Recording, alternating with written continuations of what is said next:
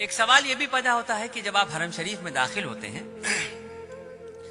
تو یہ طواف اللہ پاک کیوں کرواتے ہیں؟ عجیب سا سوال ہے نا بھائی.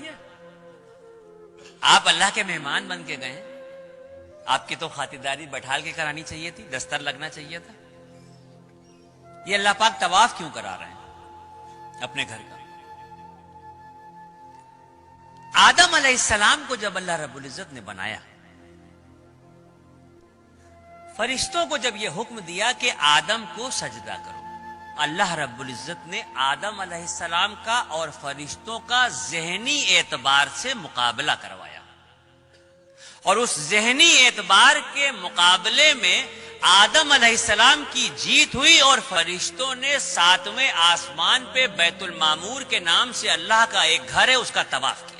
جب اس کا طواف کیا تو اللہ رب العزت کو یہ ادا بہت پسند آئی، اور اسی وقت جبرائیل علیہ السلام کو یہ حکم دیا گیا کہ آدم کو لے کے زمین پہ جاؤ اور بیت المعمور کے ٹھیک نیچے روئے زمین پر میرے ایک گھر کی تعمیر کرو، تاکہ میرے بندے اگر مجھ سے اپنے عشق کا اظہار کرنا چاہیں یا اپنی کسی غلطی کا کفارہ دینا چاہیں تو میرے گھر کا طواف کریں.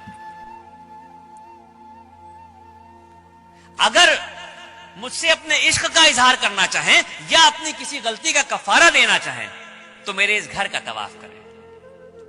اور سن لیجئے، ہم جو اللہ کی اشرف المخلوق ہیں، ہماری جب تک سانس چل رہی ہے آپشن کھلے ہوئے ہیں ہمارے سامنے. ہم زندگی میں جتنی بار چاہیں مکہ شریف جائیں، جتنی بار چاہیں حرم شریف جائیں، اور جتنا چاہیں اتنا طواف کریں. لیکن وہ جو بیت المعمور کے نام سے اللہ کا گھر ہے جس کے فرشتے صرف طواف کرتے ہیں، تو 70,000 فرشتے روز اس گھر کا طواف کرتے ہیں، اور ایک بار جو فرشتہ طواف کر رہا ہے قیامت تک اس کا دوبارہ نمبر نہیں آئے گا. اتنے فرشتے ہیں، اس درجہ طواف ہو رہا ہے کہ ایک بار جو طواف ہو رہا ہے وہ دوبارہ نہیں آئے گا.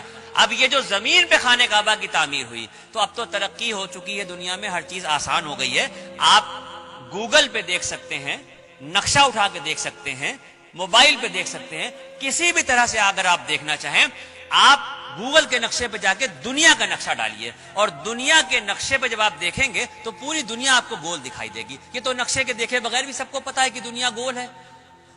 اس دنیا کے گول کے بیچ میں جو سینٹر ہے، بالکل انچوں سے ناپ لیجئے، ایک ایک سوت کے حساب سے ناپ لیجئے، پوری جو گول دنیا ہے اس کے بیچ کا جو سینٹر ہے، اس گول سینٹر پہ یہ کعبۃ اللہ کی تعمیر ہوئی ہے.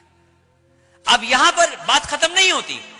یہ تو بات سمجھ میں آ گئی کہ دنیا گول ہے، اور دنیا گول ہے تو اس کے بیچ میں خانہ کعبہ ہے. یہ بات یہاں پہ ختم نہیں ہوتی.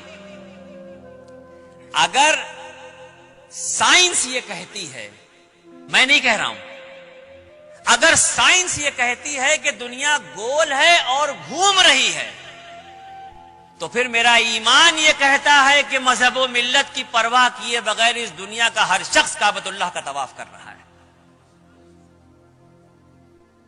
اگر سائنس یہ کہہ رہی ہے کہ دنیا گول ہے اور گھوم رہی ہے، تو پھر میرا ایمان یہ کہتا ہے کہ اس دنیا پہ مذہب و ملت کی پرواہ کیے بغیر کسی بھی مذہب کا شخص ہو، ہر شخص جانے میں یا انجانے میں کعبۃ اللہ کا طواف کر رہا ہے.